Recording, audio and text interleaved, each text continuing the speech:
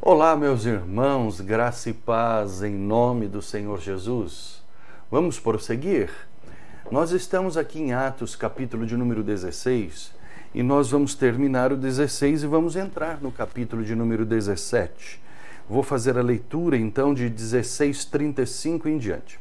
Quando amanheceu, os pretores, ou seja, magistrados e juízes, oficiais de justiça e pretores, enviaram oficiais de justiça com a seguinte ordem: põe aqueles homens em liberdade. Então o carcereiro comunicou a Paulo estas palavras. Os pretores, os magistrados e juízes, ordenaram que fossem expostos em liberdade. Agora, pois, saí e ide em paz. Paulo, porém, lhes replicou: sem ter havido processo formal contra nós, nos açoitaram publicamente e nos recolheram ao cárcere, sendo nós cidadãos romanos? Querem agora às ocultas lançar-nos fora? Não será assim. Pelo contrário, venham eles e pessoalmente nos ponham em liberdade. Os oficiais de justiça comunicaram isso aos pretores, e estes ficaram possuídos de temor quando souberam que se tratava de cidadãos romanos. Então foram ter com eles e lhes pediram desculpas, e relaxando-lhes a prisão, rogaram que se retirassem da cidade.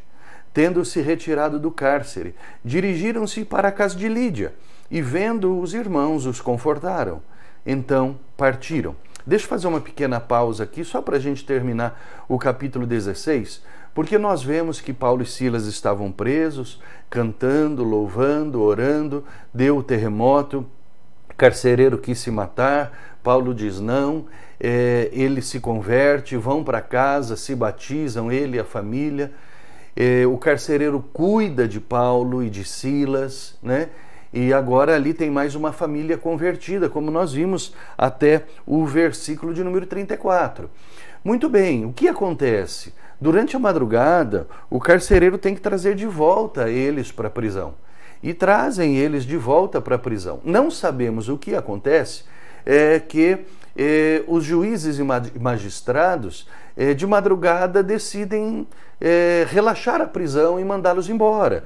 Bom, muito bem. Aqui há algumas conjecturas que dizem que por causa do estado do cárcere, que por causa do terremoto, os magistrados decidiram liberá-los. Outros dizem que não, que Lídia, por ser uma mulher muito influente, talvez ela tenha intercedido junto às autoridades por Paulo e Silas. Nós não sabemos o que foi, mas há uma grande chance de Lídia ter intercedido, Bom, muito bem. E aí então os oficiais de justiça vão para tirá-los. E Paulo diz: não é assim não. Paulo dá uma carteirada, ele fala: eu sou cidadão romano, Silas também. Como que vocês fazem isso? E um cidadão romano não podia ser açoitado.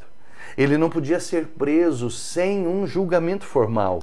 E por um outro lado tem o seguinte: se alguém arrolasse que era cidadão romano e não fosse, isso era um crime passível de morte. Então, quando alguém falava eu sou um cidadão romano, é que o negócio era feio. E Paulo era, por nascimento, cidadão romano. Ou então os magistrados, os juízes, eles vêm e pedem desculpas e pedem para que eles saiam e vão embora da cidade. Pedindo por quê? Muito provavelmente para quê? Porque se eles ficassem na cidade, a multidão ia se reunir de novo contra eles.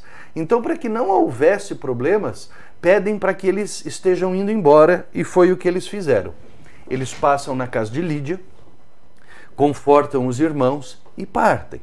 Ali em Filipos, então, fica uma igreja agora, como nós vimos, formada pela família de Lídia, do carcereiro e daquela jovem moça que era endemoniada e escravizada, e começa-se então ali uma comunidade cristã.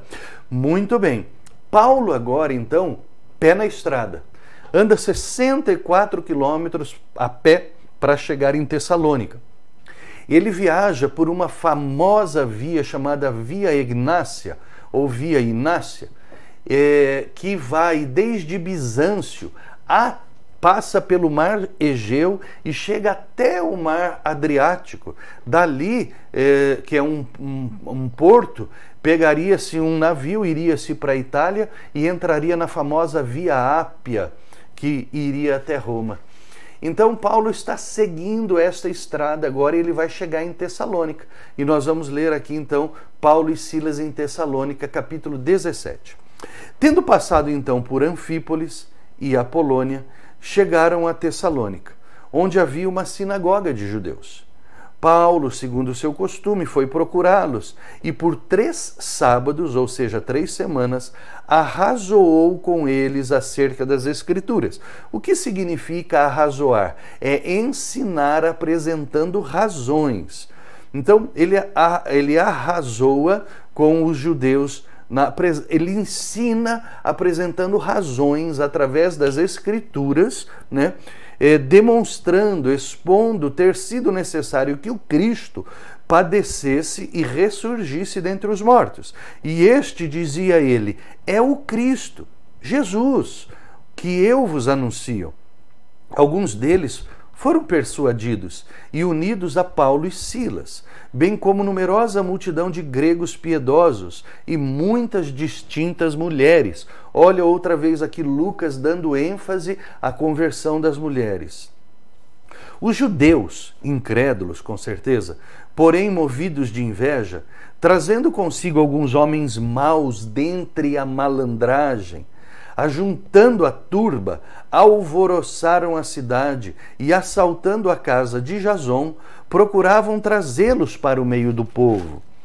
Porém, não os encontrando na casa de Jason, arrastaram Jason e alguns irmãos perante as autoridades, clamando: estes que têm transtornado o mundo chegaram também aqui. Ou seja, nós vemos que Paulo, ele era famoso, já estava famoso, né? Porque os judeus incrédulos estavam ali naquela rádio peão falando, né? Entre eles sobre Paulo. E ele fala, estes chegaram aqui e Jason os hospedou. Todos estes procedem contra os decretos de César, afirmando ser Jesus outro rei. Você está vendo agora o que eles fazem? Eles sempre destoam, tiram do foco, né? Lá atrás desfocaram de um jeito religiosamente, aqui toma uma conotação política. Então eles falam, eles estão ensinando que Jesus é um outro rei e não é César, não. Eles correm para o âmbito político. Então, tanto a multidão como as autoridades então ficam agitadas ao ouvirem estas palavras. Contudo, soltaram Jason e os demais. Jason era uma pessoa conhecida, após terem recebido deles uma fiança estipulada. Ou seja, as autoridades fizeram com que Jason se comprometesse, né, pagando uma fiança estipulada. Muito bem, legal. Irmãos, é o seguinte, nós vamos então até aqui, né? E agora a gente vai fazer alguns comentários. Segunda viagem missionária, Paulo não vai ter mais sossego. Agora os problemas eles são grandes, se avolumam, mas também vai se abrir agora um outro nível, uma outra área, um outro patamar, vamos dizer assim, do ministério de Paulo. Agora, Paulo vai começar a ser um teólogo sistemático. Até então, Paulo, o que ele estava fazendo? Ele estava cumprindo uma missão de evangelizar, de ensinar, de discipular, de levar as decisões do Concílio de Jerusalém adiante. Porém, aqui, quando ele chega em Tessalônica, na cidade de Tessalônica, acontece algo muito interessante. Acontece que alguns assuntos já estavam correndo entre ali alguns cristãos que existiam. De onde saíram estes cristãos? Nós precisamos voltar lá atrás, em Atos, no capítulo número 8, né? Isso, no capítulo 7 e no capítulo 8, o que acontece no 7 e no 8? No 7, o martírio de Estevão. E aí no 8 começa a perseguição da igreja. Os cristãos fogem de Jerusalém. E eles vão então se dispersando. E essas pessoas que haviam se convertido, elas vão passando por muitos lugares. E elas vão então evangelizando do jeito delas, vão ensinando do jeito delas. Em Tessalônica, Paulo vai escrever a sua primeira epístola. Paulo vai ficar em Tessalônica, ali com Silas, por aproximadamente 3 meses. Ele vai ficar alguns meses ali. E é dali, então, que ele vai escrever a sua primeira epístola, a primeira epístola aos Tessalonicenses. Depois desses meses, ele vai para Corinto e de lá, alguns meses depois, escreve a segunda epístola aos Tessalonicenses. Porque ali na Tessalônica agora vai se formar uma igreja. Mas por que Paulo então tem que escrever a sua epístola? Porque o assunto que estava correndo ali em Tessalônica, eram assuntos escatológicos, ou seja, assuntos sobre doutrinas dos últimos tempos. E Paulo então ele se vê obrigado a começar a abordar esta questão. E daqui para frente, Paulo então vai começar a abordar questões teológicas muito profundas. E ele vai começar a escrever as suas aproximadamente 13 epístolas. E ele começa com 1 Tessalonicenses e 2 Tessalonicenses. O que estava acontecendo? Estava acontecendo que os cristãos que haviam passado antes de Paulo, eles estavam falando sobre a volta de Jesus e a revelação do anticristo, coisas que até hoje não aconteceram, ok? Muito bem, e aí então o que era o entendimento daquelas pessoas ali? Ninguém queria fazer mais nada, ninguém queria mais trabalhar, né? Ou seja, os cristãos, eles estavam, deixa a vida me levar, não queriam mais trabalhar, não queriam mais produzir, porque Jesus vai voltar, o anticristo vai se manifestar.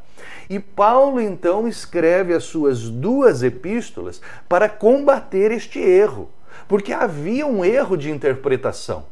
E o que a gente então começa a ver aqui, irmãos, que tem coisas que atrapalham muito o cristianismo, a expansão da igreja do evangelho. Uma é as oposições naturais, tanto demoníacas quanto carnais. Nós vemos aqui perseguições do âmbito religioso, perseguições de âmbito político, né? Nós vemos aqui também um problema muito grande, um problema de má preparação de liderança. Ou seja, estavam ensinando algo que não era bem assim, certo? Então isso também é um grande problema que está dentro da igreja. A falta de conhecimento, aquilo que o profeta Oséias disse, o meu povo perece e morre por falta de conhecimento. Que isso é tão ruim quanto as perseguições, tanto diabólicas quanto humanas, carnais. Entendeu? E aqui então Paulo entende e Deus mostra para ele que se abre agora um outro leque, um outro foco para o seu ministério, né? E é por isso, meu irmão, que foi importante aqueles anos todos que Paulo passou no deserto da Arábia se preparando. E quando nós vemos Paulo sendo, o que ele diz, arrebatado, que ele ouve coisas de Deus, ele aprendeu coisas de Deus, e exatamente para começar a usar a partir de agora. Então nós vemos, irmãos, que Deus, se nós colocarmos a nossa vida nas mãos de Deus, Ele vai preparar tudo para nós. Ele nunca vai ser pego de calça curta. Na hora que aparecer uma situação de necessidade, o líder, o crente já está preparado, porque Deus já o preparou de antemão. Entendeu? Que coisa tremenda como Deus atua.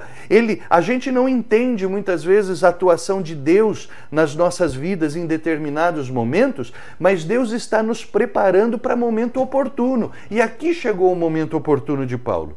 E Paulo, então, ele escreve a sua primeira epístola combatendo esta interpretação errônea sobre a volta do Senhor Jesus e a manifestação do anticristo, porque como eles estavam tendo um ensino errado, eles estavam reagindo de forma errada. Se Jesus vai voltar mesmo, então não vou fazer mais nada, não vou mais trabalhar, não vou mais nada, Jesus vai voltar. Então eles entram naquilo que chamamos de escapismo. Escapismo, e não pode ser assim.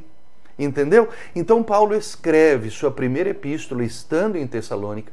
Ele escreve falando sobre a volta do Senhor Jesus Cristo de Nazaré.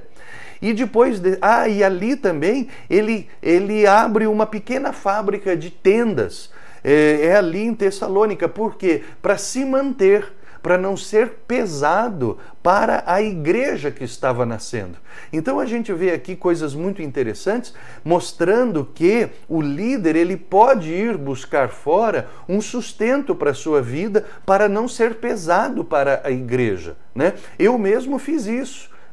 Porque assumi outras funções para também não ser pesado, dando aulas e uma série de coisas, né? Então, é isso que Paulo faz. Ele começa a fazer tendas, mas daí ele escreve essa carta e depois de algum tempo ele fecha o seu negócio e ele vai embora, exatamente porque Jason, ele era agora fiador de Paulo, no sentido de que para que não houvessem mais conflitos. E Paulo então vai embora para a Bereia.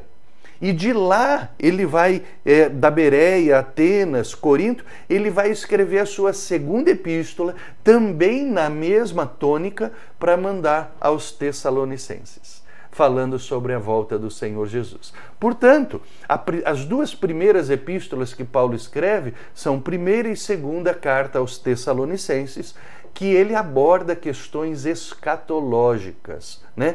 Que elas são muito contextuais, muito atuais para o tempo que nós estamos vivendo agora. Muito bem, queridos. Chegamos ao fim de hoje do nosso comentário, né? E amanhã nós vamos prosseguir, então, em nome do Senhor Jesus. Que Deus te abençoe.